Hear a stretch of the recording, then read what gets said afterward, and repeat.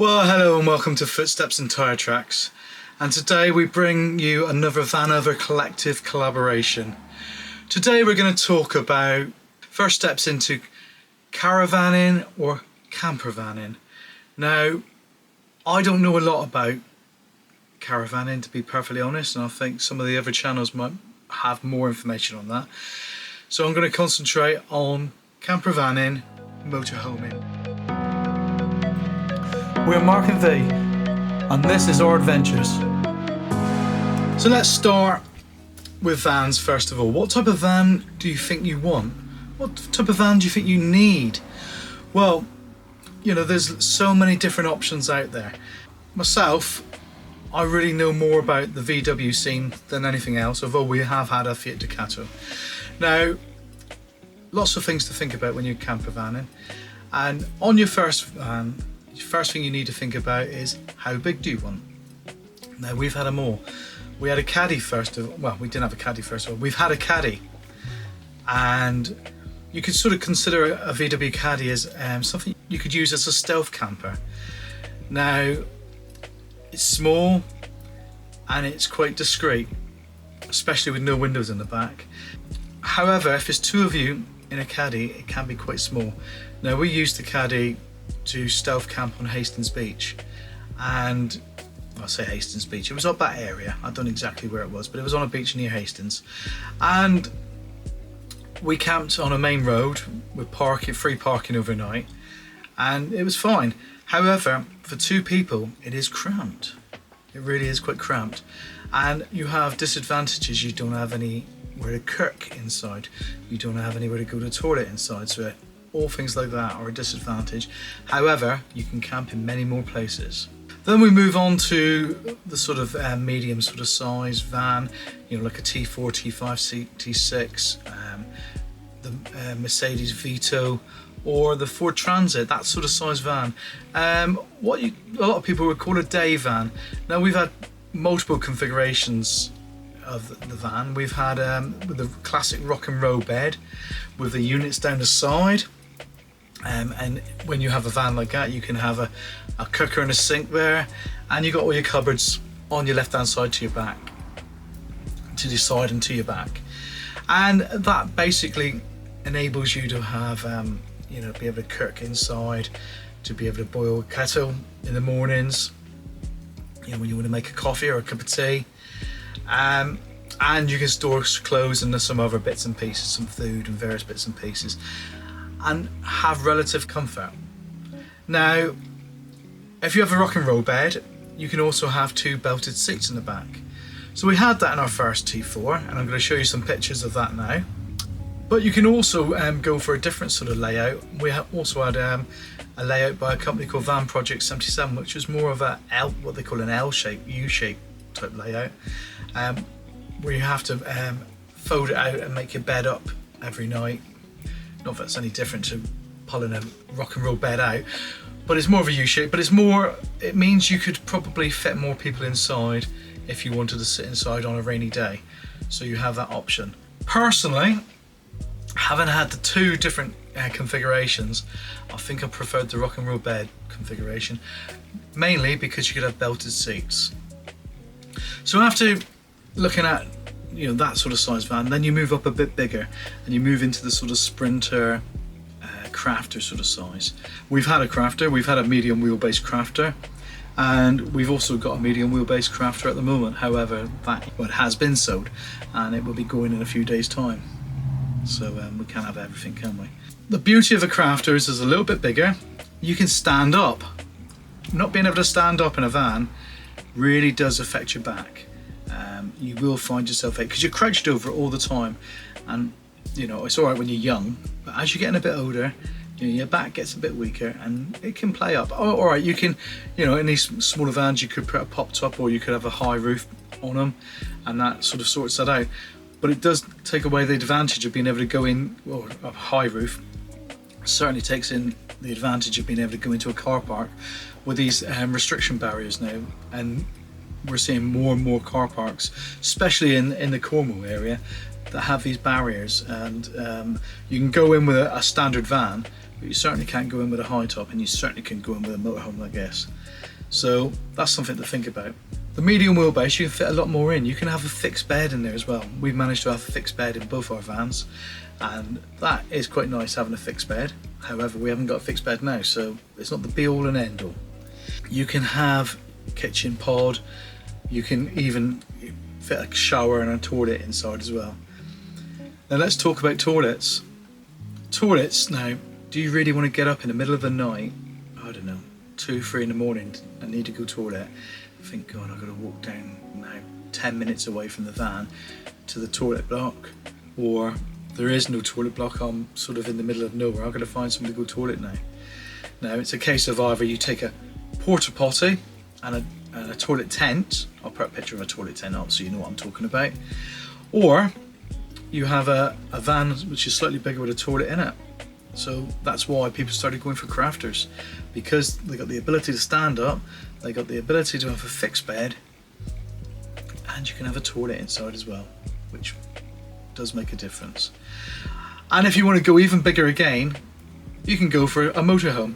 Now, like this one for instance, you buy a fully kitted out motorhome, and it comes with, you know, it's alright, you're going to make the bed up every night because the bed comes together, but you have a lounge area, you can have a table in the middle, you've got your cooking facilities, you got your storage, you got storage everywhere, you got a shower, you got a toilet, you got a sink. It just makes a huge difference. Now this is a small motorhome, and you can still park it in reasonably easy and drive it most places. Slightly wider than a T5. This is based on T5, but it is slightly wider than a T5, so some of the narrow lanes you will struggle with, but if you're sensible, you know, you can get these most places. Now if you go up to the next size of motorhome, the larger ones, you really got to think about what you're doing, because if you go to a larger motorhome, there are places you won't be able to go. I've seen in Cornwall where people have gone down roads where they can't get through, and then they're unable to reverse as well. So they have to have someone come out and help them to reverse. So there's lots of things to think about. Do you go for a small stealth van, or do you want a really big, luxurious, big motorhome? You've got to choose within that. My personal advice, and what I did first of all, would be go for something that you can use as a day van as well. You can use as your standard, you know, go to work in. So I go for something on the size of a T4, T5, T6, Vito, transit sort of size. You can quite happily use that as your day-to-day vehicle, go to work, do all the other bits and pieces, park in a car park, go to the supermarket, do your shopping, and not struggle with parking it. So that would be my advice first of all. If you were gonna, you know, the first time into campervanning, it gives you a good taste of everything, and it doesn't restrict you too much. And if you really like it, you can go bigger, and if you want to go more stealth, you can go smaller. Campervan essentials. Now that's a good thing, isn't it? What do you really need when you first of all get your campervan? Well, cooking. That's the most important thing, isn't it? And more important than cooking is being able to make a hot drink in the morning. So you want to be able to boil a kettle. You want to be able to cook some basic food. But with a boiled kettle, you can make a pot noodle. So campervan essentials. You have to have some form of cooker. Now lots of people get these little gas stoves. You can get them for, I don't know, about £15 on Amazon. I'll put a link down below, and I'll show a little picture here so you can see it. Or you can go slightly bigger to the sort of Caddy sort of style grill burners. That's what we got personally. It's not, we don't have a Caddy, so I'm not sort of saying that's the one you have to go for. We have a camping gas one, which is very, very similar to Caddy. It's just a different brand, and sometimes they're slightly cheaper. You go for what you decide you require, but the most essential thing is having something to cook on and make a hot drink. The next thing I would say is really, really essential is having a toilet. Now a lot of people don't think that's essential, but even, no matter what van you got, you can, I've said it before, you can have a porta potty and a toilet tent outside your van. They're quick erect. You've seen these tents, you know, you just open them up and go boop, and up they sort of appear. A toilet tent's like that, just peg it down, put your porta potty in it, and you've got yourself a toilet. However, don't let any light shine on it, but you can see the shadows through them. So think about where you're going to place it so you don't have people's light shining through it, just to save your embarrassment. Another essential is to have some decent bedding, a good duvet and some pillows, just to keep yourself warm. I mean, you could go for sleeping bags if you really wanted to, make it easy. But whatever you get, you want to make sure it folds down fairly small, and it's going to be, it's going to be easy to have in the daytime in your van, and it's not going to take up a huge chunk of your van because it's going to make it awkward else. But a nice duvet and some nice pillows, so you get a decent night's sleep. Good night's sleep always gives you a good day the next day, doesn't it? Another tip for new people is to plan where you're going, because if you've got a larger van and you're going somewhere, the last thing you want to be doing is getting stuck down a lane like I was talking about. So you need to think about where you're going, how you're going to get there. Just have a look on the map and see what the roads are like, and is there an alternative way, maybe a couple miles more, but it'll go round on a far larger road. The last thing you want to do is ruin your weekend away, ruin your holiday, having to have your van lifted out. If you've got a big camper, I've seen it in Cornwall, where they go down roads and they just can't go any further, and then they can't reverse them because they just can't reverse because they can't see where they're going. So they're absolutely stuck, so they have to have someone come down with a crane and lift them out. It's not funny, and it really can ruin it, and it's costly as well. And the next tip I'm going to give you is have some etiquette when you're camping. When you turn up at a field, campsite or whatever, if you're allowed to park anywhere you want to, and there's a group of people in one area, and then the whole space is empty, don't go and cram them. Go and park give them some space. You'd want the same, so you can all get along. Now, if you're in a campsite that gives you a measured pitch, don't put your awning over somebody else's side, because it just niggles people, and that's the last thing you want to do. Everybody's there for the same reason. They just want to chill out and have a good time. Also, think about your noise. If you've got music on, yes, I want to listen to music, you want to listen to music, but maybe the people next to you don't want to listen to your music, they want to listen to something else. So be respectful of the level that you play your music. And the last tip on etiquette is when you leave it as you found it. If you're in a campsite, if you're wild camping, no matter where, make sure you pick up everything you leave, all your mess.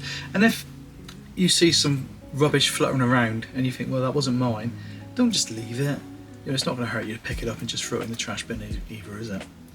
And it will make everybody feel better about people who go camping, caravanning, campervanning, because they will see that we're looking after where we were.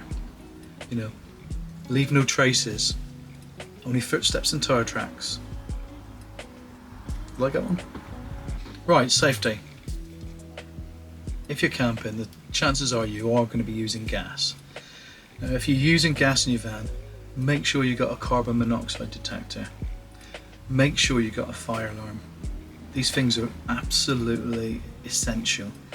You do not want to be in one of these statistics where someone's died from fumes in their camper van because you've not had it, and it's easy to do.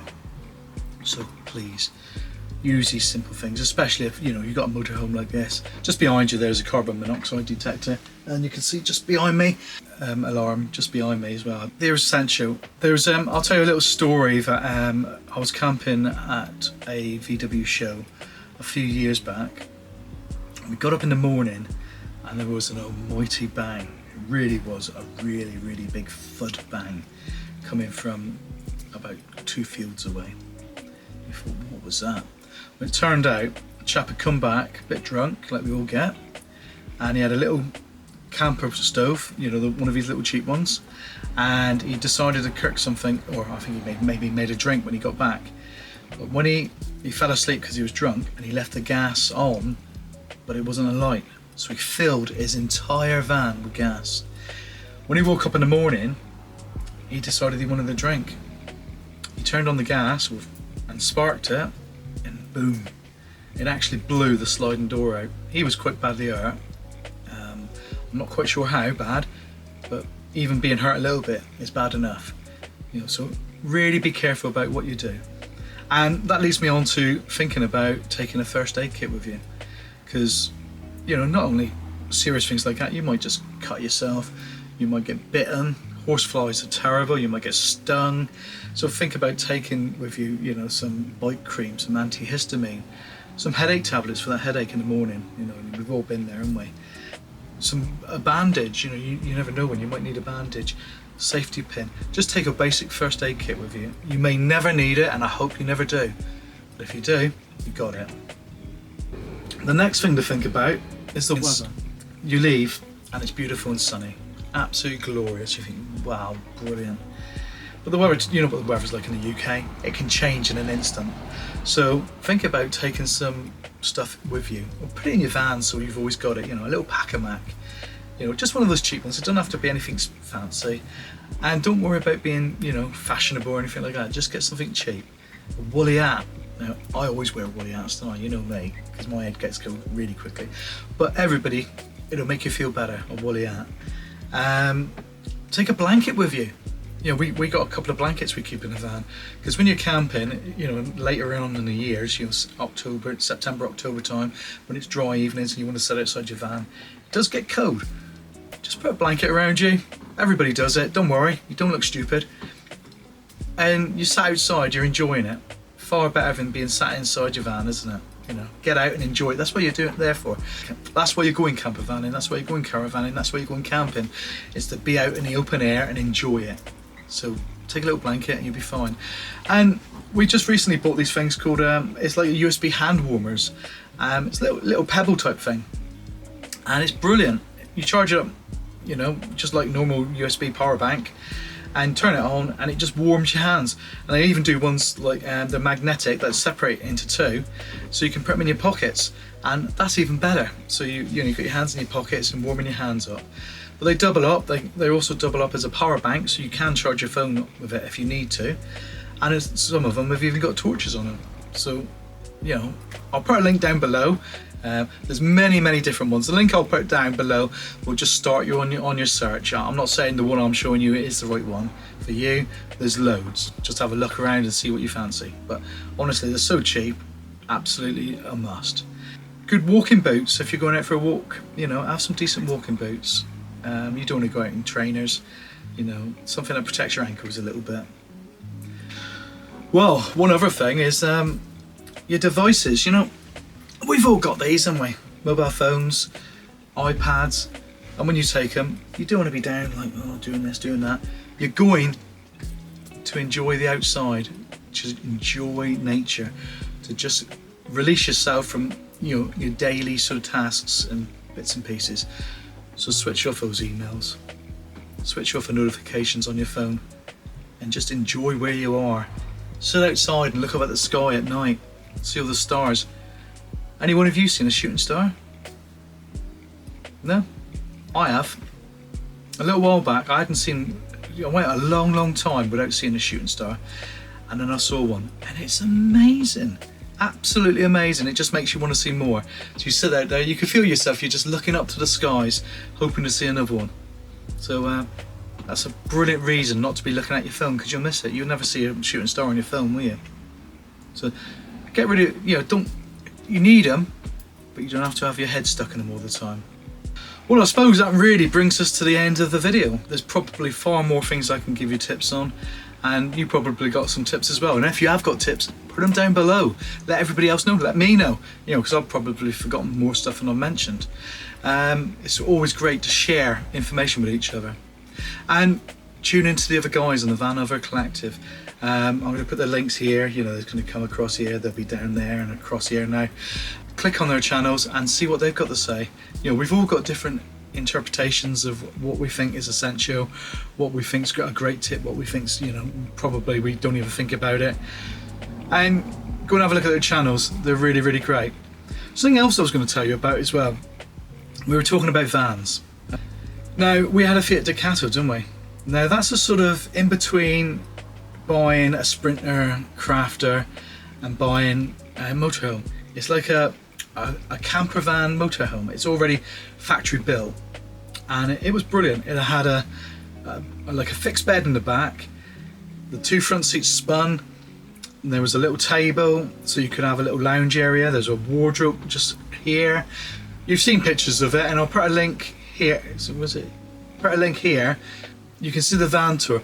I think it was probably almost the perfect vehicle. And if you like it, there's a couple called Tread the Globe. They got a YouTube channel, and they've been going all around the world in this camper van. It's a Fiat Ducato Adria, and it's amazing. It really is great. They've been all around Europe. They've been all around America, and they're now in Japan. Check them out. You know, not associated with them or anything like that. I just watch them, and I quite enjoy what they're doing. So check them out. And if you happen to be watching this channel, guys, hi. So that really brings us to the end of this video.